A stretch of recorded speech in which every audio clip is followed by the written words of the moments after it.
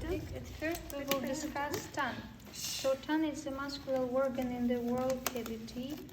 It helps us to speak, so it helps to mix. So when you chew, when you eat, tongue helps to mix food with saliva, and then it helps to swallow it. So about the tongue, look at the sagittal section of head. You can see like here it's curved, like it's not correct the position of the tongue. Posterior part of the tongue should be vertically, and anterior to sort of tongue should be horizontally. You see, it forms Russian G. Do you remember letters? Russian alphabet, Russian G. You see, it's curved. So there are three parts of a tongue: apex, body, and root of tongue. Also we can see here dorsum of tongue. It's superior surface, but we call it dorsum, and inferior surface. So if you move your tongue upward, you will see its inferior surface in the anterior aspect, and by this section is joined to the inferior wall of the oral cavity. On the dorsum we can see median groove. It separates tongue into two halves. It continues with septum inside, fibrous septum. Also, here we can see one more groove. It's known as terminal. It has a V shape. Here, V shape, and it ends with foramen cecum. Here we have foramen cecum. So that foramen cecum demonstrates us common development with the thyroid gland. This thyroid gland. So between the thyroid and tongue, we have thyroglossal duct. It should be obliterated after the birth. If it's not obliterated, person can have a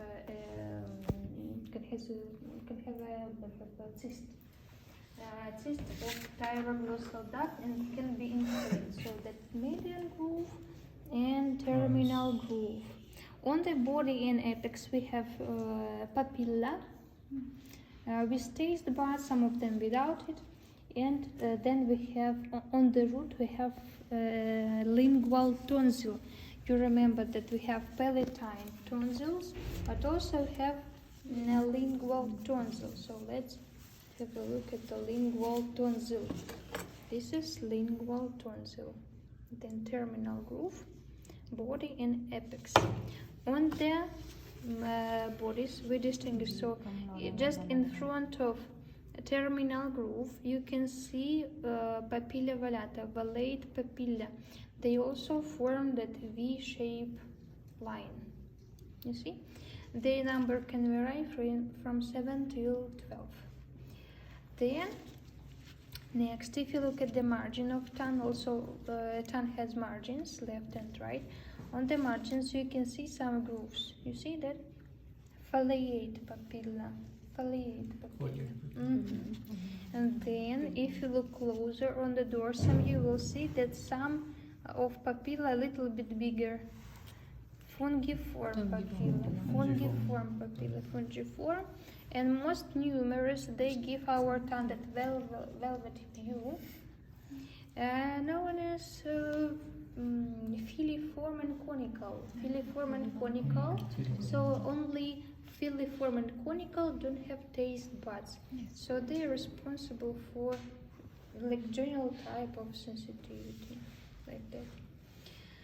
That's all about the dorsum. Also, at the posterior part of the tongue, you can notice to the epiglottis, you can notice fold at the median section, and there is one more fold laterally. That one, unfortunately, it was cut here, and it's little bit visible here. You see, fold.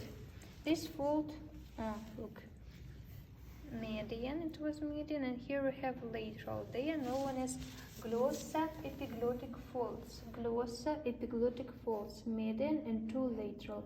And they limit epiglottic vallecula.